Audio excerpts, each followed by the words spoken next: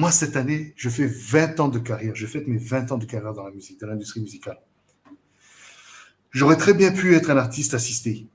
Un artiste qui est signé chez Universal Music, Sony, Barclay, j'en sais rien, Warner, peu importe. Je fais machin. Je fais même pas de la musique qui me plaît. Non. Il n'y a pas de mal. Tu peux être un artiste major. Aujourd'hui, par exemple, je reprends le cas de mon frangin, de mon ami, de mon frère, Keisha, qui était un très grand artiste, major, qui est toujours autant. Et la plupart des gens disent, ah, Keisha, il est toujours là. Mais Keisha n'a pas besoin de vous. Keisha, aujourd'hui, a un business model qui fait que pendant que vous tous vous êtes là en train de tirer la langue pendant le Covid, il a réglé son business pour que son business lui rapporte de l'argent pendant qu'il dort. Vous voyez ça? Ah, mais il a la chance. Il n'a pas la chance. Il a travaillé. Aujourd'hui, si aider, pour je ne sais pas quelle raison, une grosse chaîne, un gros groupe français, comme en général ce sera le cas, vient dire Canal+, dit, ah non mais, petit, on t'a remarqué depuis là, mais vraiment ta plateforme est énorme, tu as 50 000 personnes maintenant, tu as 100 000 personnes qui suivent ta chaîne. Tu veux pas qu'on parle de te faire ton show sur Canal+ Afrique, par exemple?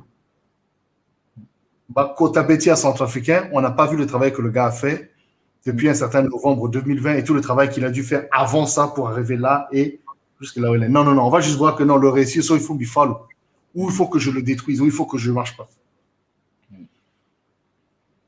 Ah, mais c'est vraiment triste, en fait.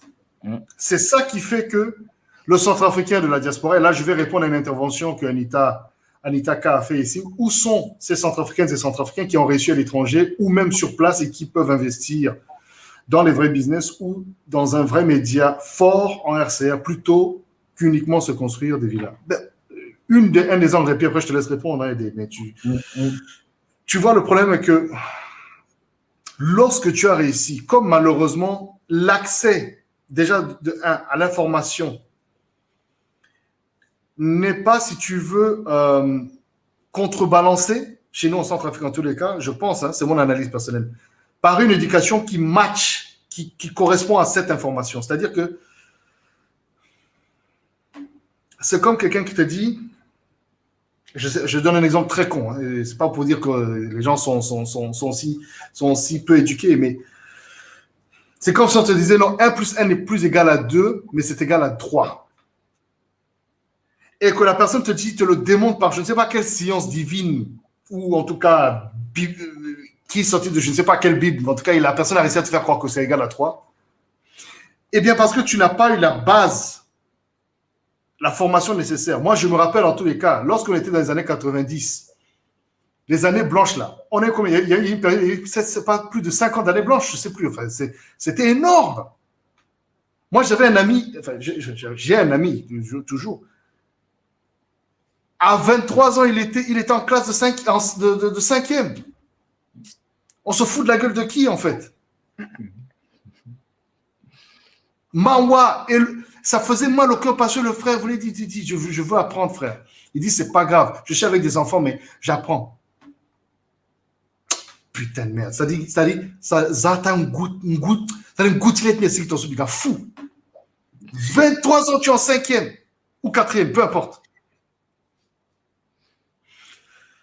La Centrafrique a besoin qu'aujourd'hui, et je pense que ça se fait déjà, je pense qu'il y a un accès beaucoup plus régulier à l'éducation. Et encore une fois, tu es mieux placé que moi pour en parler. Et donc, je n'ai pas vraiment d'autorité sur ce sujet. C'est toi qui dois intervenir sur ces aspects-là. Mais j'ai envie de dire que je prends mon exemple, l'envie de repartir au pays. Moi, je parle avec des Centrafricains qui ont réussi. Il y en a quelques-uns. Je suis sûr que toi aussi, Aidé, tu parles avec eux. Ils veulent revenir au pays, faire des choses. Que moi investi, qui était foutu, parce que c'est ça aussi le problème. La casse. Demain, un nouveau président arrive. Demain, je ne sais pas quel problème. Un autre farfelu commence à inventer des problèmes, des conflits à gauche, à droite. Babou. Aga Sakajiati, Koroni, Bangui, encore une fois, peut-être à feu à sang. On ne souhaite pas, on espère que dorénavant, maintenant, les Centrafricains auront bien appris des événements qui ont entaché notre pays, qu'on n'a pas besoin de rappeler en 2014. mais qui sont importantes de rappeler parce que ça doit être partie des choses qu'il faut rappeler l'horreur qu'on a vécue pour que ça ne se répète plus jamais. Bon, je pense que tous, il faut que les gens comprennent aussi que la Centrafrique n'a jamais été un pays de paix depuis des décennies. Ça fait plusieurs décennies, on a enchaîné des coups d'État. Depuis 97, le mutinerie de 97, c'est parti oui. Depuis, ouais. Oui, donc là, présentement, tout ce qui est éducation, ça n'existe même pas en Centrafrique. L'accès à l'éducation, c'est un peu difficile parce que quand on parle de l'éducation, c'est qu'au niveau de Bangui. Et très peu même de personnes à Bangui ont accès à cette éducation. Donc, il y a aussi ce problème. Il y a aussi ce problème. Et pour répondre à ce que Anita, elle dit où sont ces Centrafricains qui ont réussi à l'étranger, et même parce que les Centrafricains qui ont réussi à l'étranger ont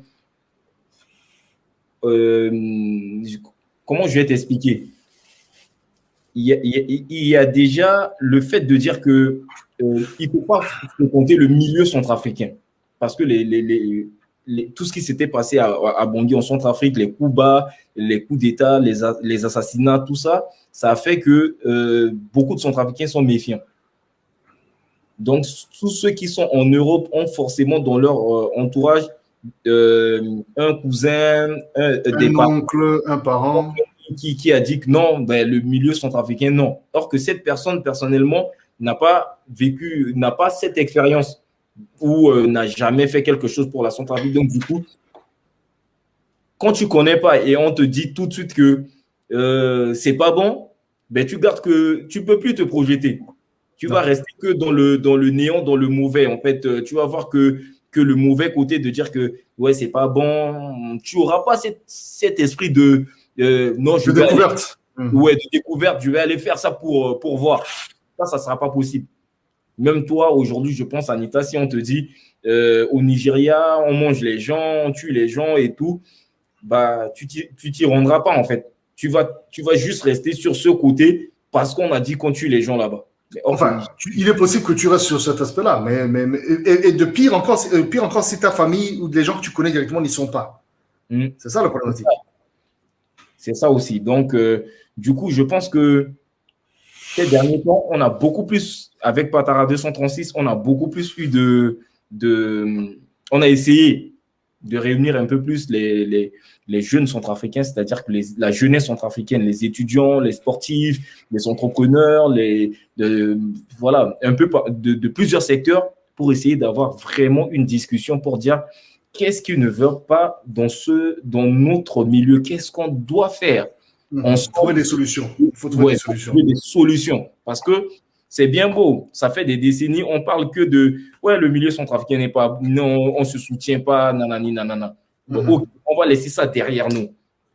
Qu'est-ce qu'on va faire pour essayer de ramener tous ces Centrafricains, de faire quelque chose qui va leur faire genre regagner leur confiance et faire confiance aux Centrafricains. Parce que hier, on avait fait un live sur Instagram avec Patara où on a invité des amis. Il y a un ami qui a dit ben, pourquoi pas créer une application où on peut recenser tous les entrepreneurs centrafricains pour maintenant voir est-ce que on peut voir si on peut travailler entre centrafricains, consommer centrafricains, essayer de faire ça pour juste voir.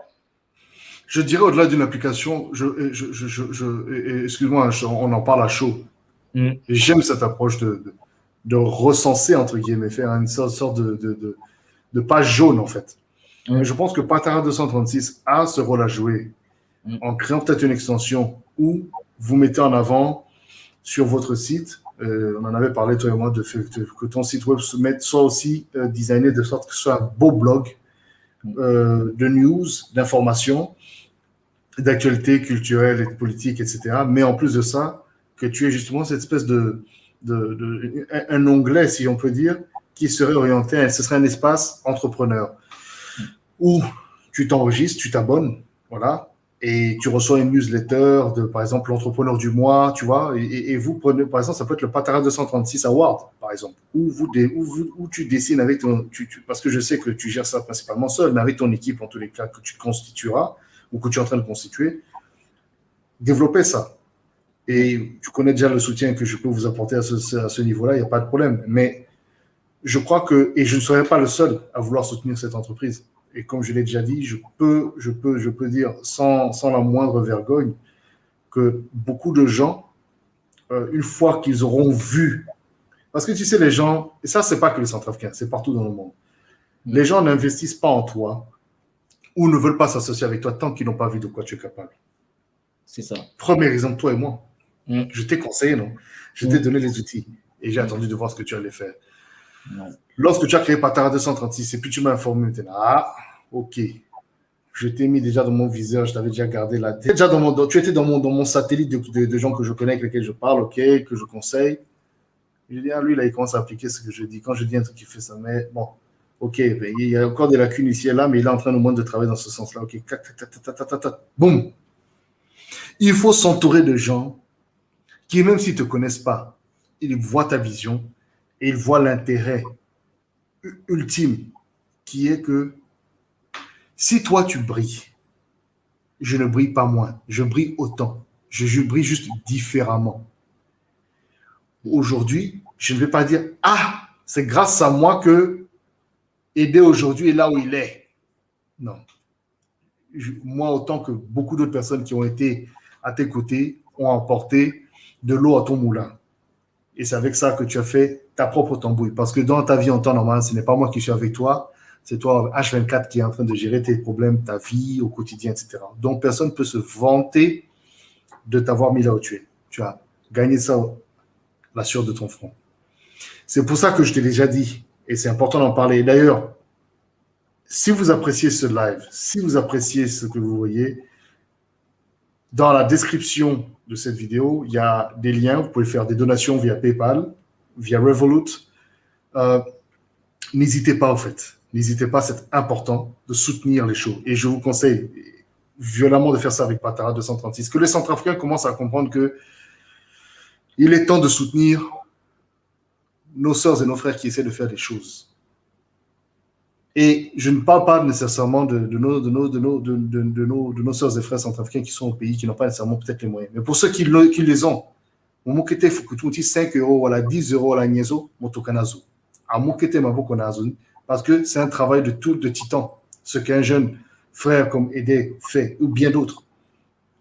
Nous avons le grand Syriac avec ce point, ça fait son chant encore là que j'ai fait. J'ai oublié. Putain, ça me sort de la tête là. Oh, le show du grand frère, là. Tu te rappelles de... Oh, merde. Syriac. Oui. J'ai oublié le nom de show. Merde, ça m'est sorti de la tête. Mais je vais l'inviter de toute façon. Je vais l'inviter pour un talk avec lui aussi. Tout ça pour dire que soutenez-nous. Ouais. Soutenez, pas parce qu'on est centrafricain, mais parce que nous faisons des choses qui... Et ça, c'est très important aussi. C'est que là, on est dans une phase où on est en train de se réapproprier notre centrafricanité qui, encore une fois, est vraiment, vraiment mise en valeur par Patara 236, qui, par exemple, m'a appris une funeste nouvelle. On a un frère centrafricain qui a été assassiné par la police aux États-Unis il y a quelques jours. Ouais. Un gars, quand tu vois les vidéos, le gars n'a rien fait, quoi. Il est juste là et c'est sa femme qui a appelé la police. On n'était pas agressif. Tu vois. Et bon, comme d'habitude, les Américains aiment trop tirer sur les Noirs. Voilà, c'est un centrafricain. Bon. Est-ce qu'on en a parlé à la radio de Dekeluka ou je sais pas voilà, je sais pas. Je suis pas nécessairement à ces informations, mais c'est en tout cas à travers votre plateforme que je l'ai vu, ça. Tu vois. Donc, soutenez, en fait. Soutenez, allez sur la plateforme, allez sur le Facebook de Patara 236. N'hésitez pas à demander aux frangins comment est-ce qu'on peut te soutenir. Allez sur Instagram, soutenez. Ici, si vous aimez, comme je dis, vous aimez ce show, faites des donations, les amis. Et ceux qui le font déjà, je vous remercie. Vous êtes tous connus et appréciés.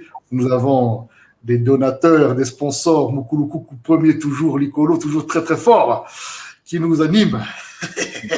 Ils n'ont pas besoin d'être mentionnés, ils se connaissent déjà.